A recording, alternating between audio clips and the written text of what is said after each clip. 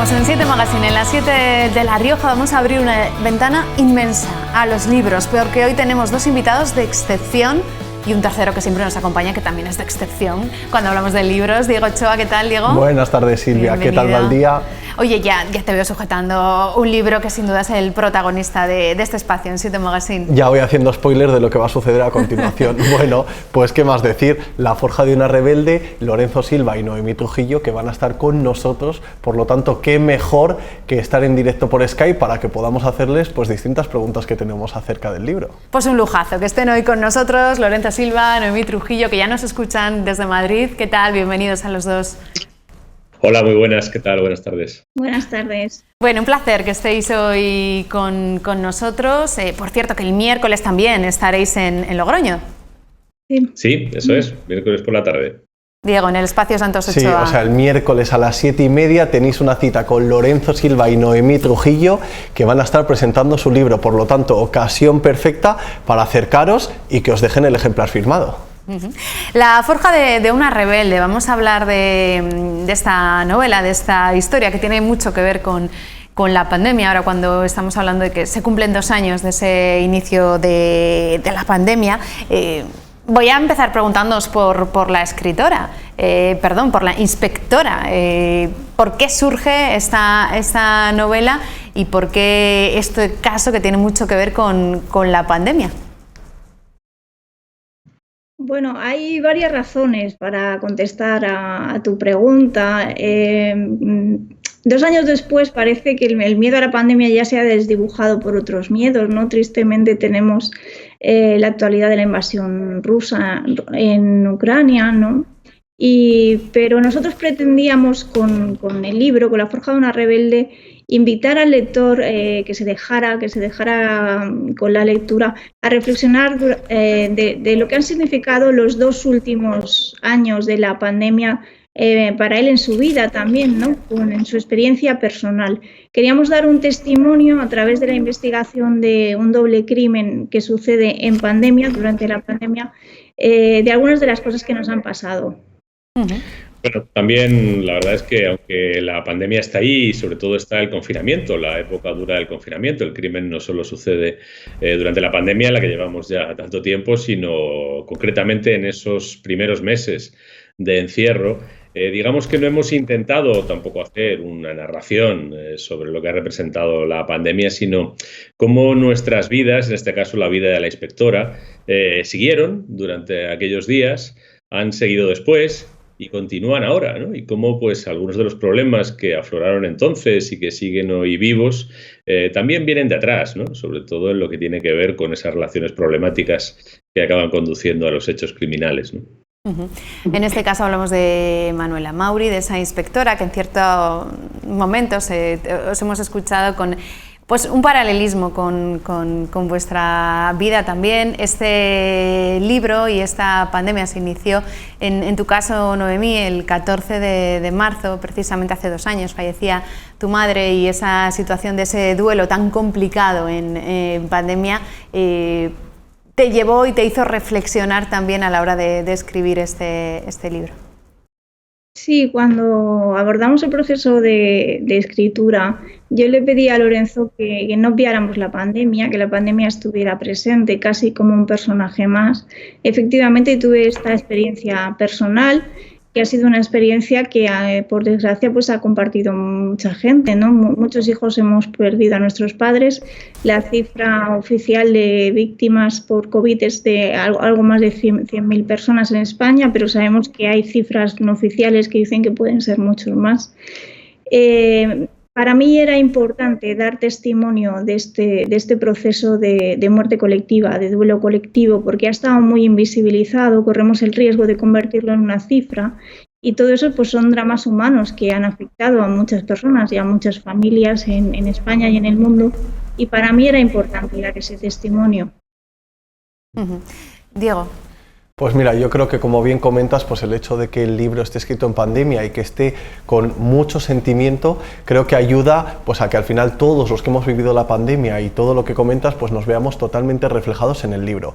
Yo os quería comentar, ya hemos visto que hay libros, sobre todo la novela policíaca parece que gusta, que se han escrito a 6 manos, en este caso esta gran novela, la segunda de la saga, escrita a 4 manos. ¿Cómo es el proceso de creación cuando interactuáis los dos y vais decidiendo quién se encarga de cada parte, o cómo hacéis para ir construyendo la novela así con 4 manos? Bueno, digamos que cuando no escribe solo delibera mucho consigo mismo, ¿no? Por lo menos esa es mi experiencia como novelista, ¿no? Yo no trabajo sobre una intuición que me lleva a escribir de manera torrencial e instantánea, ¿no? Desde que se me ocurre la idea hasta que escribo la primera línea pasan meses y a veces incluso años, ¿no? En este caso, cuando escribes con otra persona, ese proceso de liberación no lo tienes contigo mismo, lo tienes con esa otra persona, con quien tienes que pactar pues todo. Quién es el protagonista, qué le sucede, de qué va la historia, por qué la vamos a contar, qué es lo importante, qué es lo menos importante, dónde vamos a poner el acento, quiénes son el resto de los personajes. Y eso lleva meses, realmente ese trabajo lleva bastante tiempo. Una vez que tienes eso claro, yo creo que es fácil, es relativamente fácil repartirse el trabajo, lo que es el trabajo inicial, y luego quizá lo que vuelve a ser un poquito difícil es que cada uno vea el trabajo que ha hecho el otro y se pongan en común de tal manera que tú puedas firmar todas y cada una de las páginas de la novela, ¿no? Todas y cada una de las frases de la novela, aquellas cuya redacción originaria es tuya y aquellas cuya redacción originaria es de la otra persona. Nos toca volver a revivir esos momentos de la pandemia y ponernos desde el punto de vista de una investigadora. Cuando pensábamos que el mundo se paralizó, bueno, pues también había investigadores que tuvieron que salir a las calles a resolver crímenes, y esto también nos hace pensar. Efectivamente, ¿no? Y cabe decir que muchos de esos crímenes se resolvieron, la gran mayoría se resolvieron. Estos investigadores e investigadoras hicieron bien su trabajo. Ellos tenían una pandemia encima, como todos nosotros, tenían problemas en casa, tenían dificultades para conciliar su vida personal y familiar, y si tenían hijos, como es el caso de nuestra inspectora, pues tenían los colegios cerrados y a los niños en casa. Es decir, era un gran reto literario y personal contar ese desafío que vivimos todos. Y eso es lo que hemos intentado en el libro, y intentar que al lector le llegara también desde emociones que conoce perfectamente, porque las ha vivido también. Es cierto que ahora están surgiendo pues muchas series, muchos libros, muchas novelas relacionadas con la pandemia. No sé en vuestro caso, ¿no? Porque ha salido antes, pero sí. ¿Consideráis que se necesitaba pausar un poco esta situación de la pandemia, hacernos reflexionar, y que seguirán escribiéndose muchas líneas relacionadas con esto que nos tocó vivir hace 2 años? Sí, yo creo que durante la pandemia muchos hemos escrito, lo digo en primera persona porque yo mismo escribí un diario, cosa que no había conseguido hacer nunca, por cierto, llevar un diario, y sin embargo el confinamiento me ayudó a hacerlo, pero no soy el único, ha habido más autores, no sé, Antonio Muñoz Molina, por ejemplo, que me acuerde ahora a bote pronto, acaba de publicar un libro sobre lo que es, digamos, el testimonio directo. Esta novela tiene mucho de esto, ¿no? Tiene mucho de testimonio. Muchas de las cosas que cuenta son acontecimientos vividos no en primera persona por nosotros, que estábamos confinados como la mayoría de los españoles, pero sí que hemos conocido a través de amigos policías, amigos sanitarios que estaban en la calle y que tenían que seguir trabajando, ¿no? Y quisimos dar ese testimonio que o lo levantas en caliente o luego se olvida, ¿no? Luego los detalles se desdibujan y se pierden. Pero sin ninguna duda, aparte de esos testimonios más o menos inmediatos, será el transcurso de los años el que nos permita poner en cierta perspectiva qué es lo que ha representado esta experiencia, ¿no? Y además, pues quizá vamos a tener que hacer un trabajo complejo, ¿no? Porque dentro de 10 años pues tendremos que recordar cómo no solo la pandemia, sino también una guerra que tocaba prácticamente a nuestras puertas y otra serie de terremotos sacudieron nuestras certezas, ¿no? Y ese es un trabajo que yo creo que no se puede hacer ahora, que lo haremos con la perspectiva de los años próximos. Bueno, como lector de novela policíaca, que tengo que reconocer que es mi género favorito y siento predilección, yo ya he comenzado a leer la novela, ya estoy enganchado, ya estoy viendo la trama que hay pues entre las distintas familias, cómo es la convivencia entre padres y hijos, y Quería leer simplemente la advertencia previa del principio para que luego me la aclaréis, que seguro que hay algún otro dato que nos podéis facilitar. Los lugares descritos sí que son reales, pero luego los personajes y los hechos, aunque de manera ocasional y puntual, pueden estar inspirados en hechos y personajes reales, pero son todos de ficción. ¿Nos podéis adelantar aún así, pues en qué os habéis inspirado, en qué cualidades vuestras, o en qué familiar, o en qué parte de vuestra vida os habéis inspirado y nos la podéis comentar a la hora de elaborar la novela y que la habéis plasmado en ella? Bueno, respecto a esa advertencia, el jurista, el que sabe de derecho es Lorenzo y en esos términos te lo explicará él mejor. En cuanto a los escenarios, el escenario, en la serie de Manuela Mauri, el escenario es la Comunidad de Madrid, pero siempre hemos tenido el deseo de que no sea solo Madrid Centro, Madrid Capital. En la primera novela de la serie pasamos por Getafe y Villaverde, en esta segunda transcurre la mayor parte de la acción en Alcalá y en un momento dado nos vamos a Aranjuez también y aparecen otros escenarios. Pero en principio es la Comunidad de Madrid, que es donde vivimos nosotros, y ahí se suceden los casos que investiga la inspectora Manuela Mauri. Como comentaba antes Lorenzo, pues tenemos nuestros amigos que son policías, que son guardias civiles, que son sanitarios, a los que hemos ido preguntando y algunos de nuestros personajes pueden estar inspirados libremente en ellos y en cosas que nos han contado. ¿Y qué tienen de nosotros? Bueno, los personajes de ficción, a mí me gusta mucho Joyce, y sabéis que Joyce siempre tenía un lema de la imaginación es memoria, siempre cogía cosas de su vida que cambiaba mucho en la ficción, desde apellidos, sucesos, hechos que le pasaban. Yo comparto con Manuela Mauri pues, que tenemos la misma edad, ella tiene 2 hijos, yo tengo 2 hijas, los hijos de Manuela y mis hijas son de edades parecidas, por lo que algunos de esos conflictos que ella tiene con sus hijos he podido vivirlos yo o se los he podido traspasar yo. Ella es mujer y yo también. Ella en un momento dado tiene un problema ginecológico que puedo contar porque viví yo en primera persona. Es decir, hay cosas de nosotros, claro que sí, siempre hay cosas de nosotros, pero no podemos olvidar que están pasadas por el tamiz de la ficción. Yo, ya que Noemí me deja la parte más aburrida, que es la parte legal, pues diré que la referencia que está en las 2 novelas, en parte, tiene que ver con el hecho de que nosotros siempre nos inspiramos en crímenes reales. Es decir, no fantaseamos. No tenemos hay autores que fantasean, ¿no?, sobre hechos violentos y, bueno, pues está bien, ¿no?, sobre todo cuando lo hacen bien. Pero nuestro planteamiento es que partimos de las raíces reales de la violencia en nuestra sociedad. En la primera novela nos inspiramos en el asesinato de una prostituta en Madrid y en este caso también nos hemos inspirado en un doble crimen real que hubo en el confinamiento en Toledo, pero a partir de ahí nosotros fabulamos muy libremente, no intentamos ni muchísimo menos hacer la crónica de esos hechos. Nos importa que los conflictos criminales de nuestras novelas estén basados en conflictos criminales reales, pero no pretendemos hacer una crónica de los hechos concretos.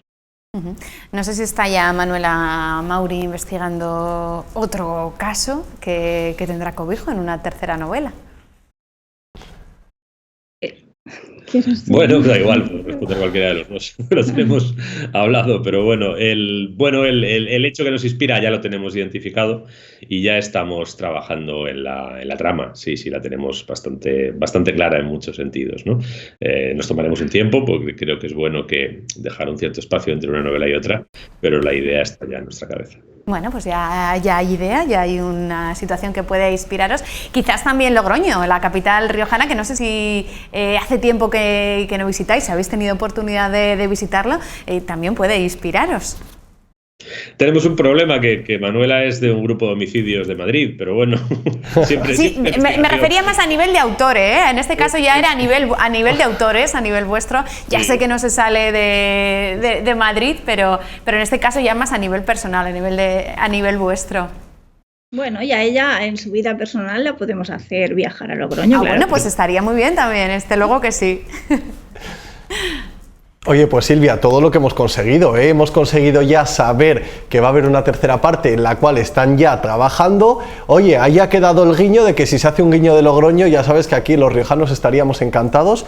Y nada, más deciros, espero haber leído ya gran parte de la novela para este miércoles, que os esperamos el miércoles a las 7:30 en nuestro espacio Santos Ochoa en la calle Calvo Sotelo, y que invitamos a todos los lectores y a todos los que nos estéis viendo a que descubráis a este par de autores que a mí me han cautivado. Lorenzo Silva, Noemí Trujillo, gracias por haber estado hoy en 7 Magazine. Gracias de verdad. Muchas gracias a vosotros y un placer siempre volver a Logroño, ¿eh? He ido muchas veces, tengo muy buenos amigos allí y siempre es una delicia regresar. Muchas gracias. Gracias a los dos. Bueno, pues un lujo tenerles desde luego a estos dos escritores de referencia en nuestro país hoy en 7 Magazine y como estamos diciendo en un par de días en el espacio Santos Ochoa. Has venido repleto de libros, como siempre Diego. He venido repleto de libros. ¿Y por qué? Porque mira, el 19 de marzo es el Día del Padre y queríamos dar pues aquí a los que nos están viendo pues unas pequeñas ideas. Creo que después de haber hablado ya, estoy seguro de que muchos ya tenéis decidido el regalo, el libro del que acabamos de hablar, pero bueno, según vuestros padres pues os vamos a dar unas pequeñas ideas. Por un lado, pues si le gusta cocinar, pues qué mejor que el último libro de Carlos Arguiñano, La cocina de tu vida. Sabemos que este libro salió justo antes de Navidades y va a ser un libro que se va a regalar mucho ahora de cara al Día del Padre, también se va a regalar en la Semana del Libro y también se va a regalar durante el Día de la Madre. Entonces, mira, para los amantes de gastronomía, ahí hay una opción. Luego, pues vamos a continuar. Para padres cocinillas. Para padres cocinillas está esa opción. Luego, para padres que les encanta la novela policíaca, pues aquí tenemos también un libro aparte del que hemos hablado. La hora... me ha olvidado aquí el título de Eva García Sandiorturi, El libro negro de las horas. Es un libro que continúa con Kraken, el protagonista. Yo ya me he leído los 3 anteriores de la trilogía de la Ciudad Blanca y tengo este ya en mi casa esperando a leerlo. Por lo tanto, es también una muy buena opción, Silvia. Y pues luego también vamos a continuar con, a los padres a los que le encanta la novela histórica, también tenemos libro para ellos, que es La sombra de Julio César, el libro ese que tenemos ahí. Por lo tanto, ya ves que de momento hay libros un poco para todos los gustos. Tenemos también el de Sapiens, que ya hemos hablado muchas veces aquí de este programa, de todas las ediciones y de todos los ejemplares que se ha vendido, y en este caso hemos querido traer una edición muy especial porque se trata de una novela ilustrada del libro. Por lo tanto, tiene el mismo contenido que el libro, pero se lee de una forma mucho más divertida, y para todos aquellos padres que les encante el cómic y la novela gráfica puede ser una opción. Y luego, como no podemos olvidarnos también de la sección de crecimiento personal y del arte de vivir, hemos traído nuestra última propuesta, que es esta de aquí, de Las casualidades no existen, de Vilaseca. Por lo tanto, Silvia, ya ves todas las opciones que hay y todas las que te pueden ofrecer en la librería, en nuestros libreros de confianza. Por lo tanto, si todavía no has pensado en qué regalar para el Día del Padre, pues qué mejor que algún libro de esto. Qué mejor regalo que un libro, que por cierto es ya este sábado. Este sábado es el Día del Padre, o sea que hay que darse prisa. Las opciones diferentes para, bueno, celebrar este día. Gracias, Diego. Pues oye, nada, muchísimas gracias a vosotros y a continuar leyendo. Nos vamos viendo. Bueno, pues vamos a continuar también con más asuntos, porque el Ayuntamiento de Logroño ha iniciado una campaña informativa para favorecer la vacunación, la esterilización y también la identificación de perros, de gatos y de hurones. Esta campaña, que como les decimos, ya se ha iniciado bajo el lema Uno de los nuestros.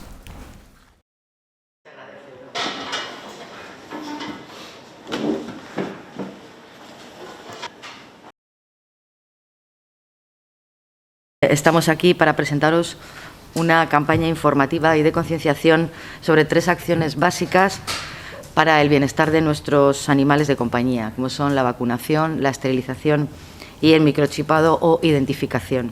Por primera vez, este presidente, que lleva ya muchos años como presidente del colegio, se sienta con un concejal del ayuntamiento para firmar un convenio. Los cambios de la sociedad con relación a los animales de compañía han transformado de raíz en las últimas décadas nuestra convivencia y comportamiento con ellos, y han dejado de ser considerados cosas para ser considerados seres vivos con sensibilidad tanto psíquica como física. Y más asuntos. Ahora nos vamos hasta el Colegio Oficial de Arquitectos, porque ahí hasta el 27 de marzo pueden ver estas exposiciones que les mostramos a continuación.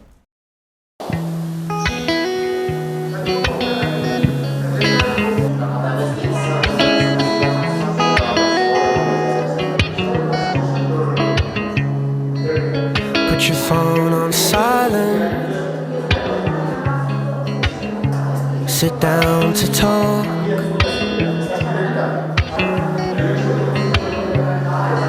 This used to be so easy. Are we growing apart? I promise I can learn to walk. Don't wanna watch you keep on turning. I'm only asking if you're mine. Keep me close in your arms. Don't let go, there's still time. I've been waiting all my life for someone like you. Don't let go.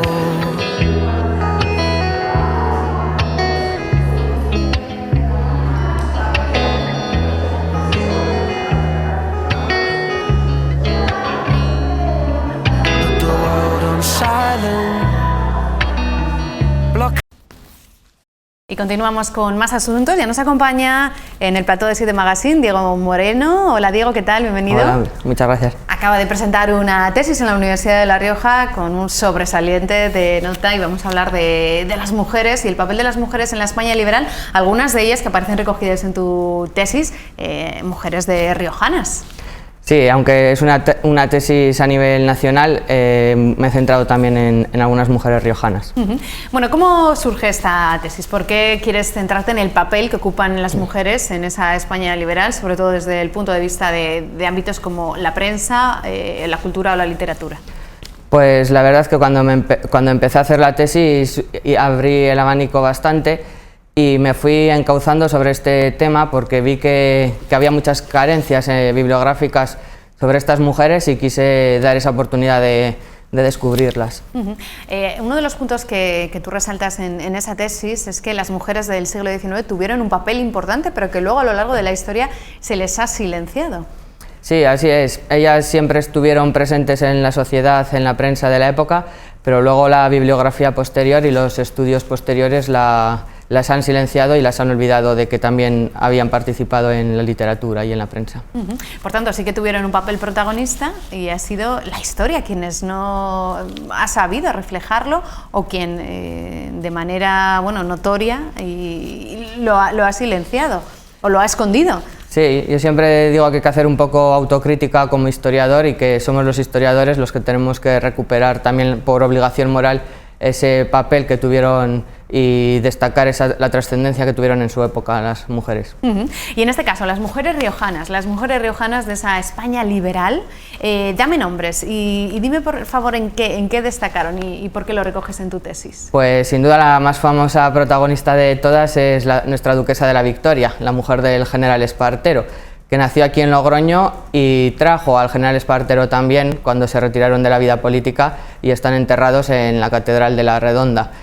Y fue sin duda la mujer más importante de la época, fue tutora de la reina Isabel II durante la minoría de edad y gracias a ellos vinieron aquí todos los líderes políticos y militares de la época, pasaron por Logroño. También tenemos el caso de 81 mujeres que enviaron una carta al rey Fernando VII poniendo en cuestión sus políticas absolutistas, defendiendo el liberalismo, defendiendo el trienio liberal, del que ahora se cumplen 200 años también.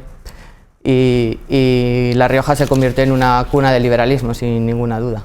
Por tanto, la duquesa de la Victoria tuvo un papel importante, no solo como consorte, como mujer de Espartero, sino también por el papel que ella tuvo desde el punto de vista que hacías como educadora, pero entiendo que otros tantos más. Sí, además de educadora también era siempre consejera del general Espartero no tomaba ninguna decisión sin consultárselo a su esposa, y ahí nos quedan las cartas que se mandaban entre ellos de cómo la trataba, cómo le preguntaba, y ella le respondía y estaba puesta al día en los asuntos políticos. O sea que también fue clave y decisoria. Sí, sí. En algunos de esos apuntos. ¿Qué más mujeres riojanas se pueden destacar, además de la duquesa de la Victoria? Pues así como riojanas no hay muchas más con nombres importantes, tenemos todas las esposas de los políticos liberales de la época, pero sí que tenemos, por ejemplo, otro caso muy curioso, que es el de Eugenia de Montijo, que no era riojana, pero está enterrada en Logroño, porque ella celebraba en su palacio salones neojansenistas que eran tildados de herejes, y la Inquisición la investigó, era enemiga acérrima de Godoy, y cuando la condenaron o descubrieron que era cierto estos encuentros en su casa, la desterraron lo más lejos posible, y resulta que sus terrenos más lejanos eran los que tenía en Logroño, y aquí murió. Y es nada menos que la abuela de Eugenia de Montijo, de la emperatriz de los franceses. En este caso, estas mujeres que destacas en tu tesis de esa España liberal, ¿marcaron el feminismo o esa base o ese inicio del feminismo que hemos ido conociendo posteriormente? Sí, ellas crearon el precedente del feminismo, aunque todavía no se puede hablar lógicamente de feminismo. Ellas son las que van a tomar conciencia, y sobre todo las mujeres burguesas van a ver que tienen carencias respecto a los hombres, que no se las valora y no se las tiene en cuenta a la hora de tomar decisiones, y por eso van a comenzar a través de la prensa y de la literatura a mostrar esas debilidades o esas inferioridades que tienen, y las van a poner de manifiesto para hacer conscientes a los hombres de esas desigualdades. O sea que también alzaron la voz en favor de la igualdad. Sí, así es, y luego ya en el sexenio democrático es cuando comenzaron las mujeres que nacen a finales del siglo XIX, son las que se van a basar en estas mujeres, van a tener ya cierto camino empezado y les va a ser más fácil, aunque no podamos hablar de facilidad, pero gracias a estas mujeres van a poner los pilares del feminismo posterior. Desde luego, el trabajo y el papel de aquellas que nos precedieron. Diego Moreno, gracias por haber estado hoy con nosotros. Muchas gracias a vosotros. Gracias, Diego, y enhorabuena por esa tesis. Vamos a despedirnos ya. Aquí acaba este 7 Magazine de esta jornada de lunes. Yo les espero mañana, pero ahora llegan las noticias, llega ahora Punto de Encuentro y el deporte en la Casa del Deporte con campeones. Adiós, hasta mañana.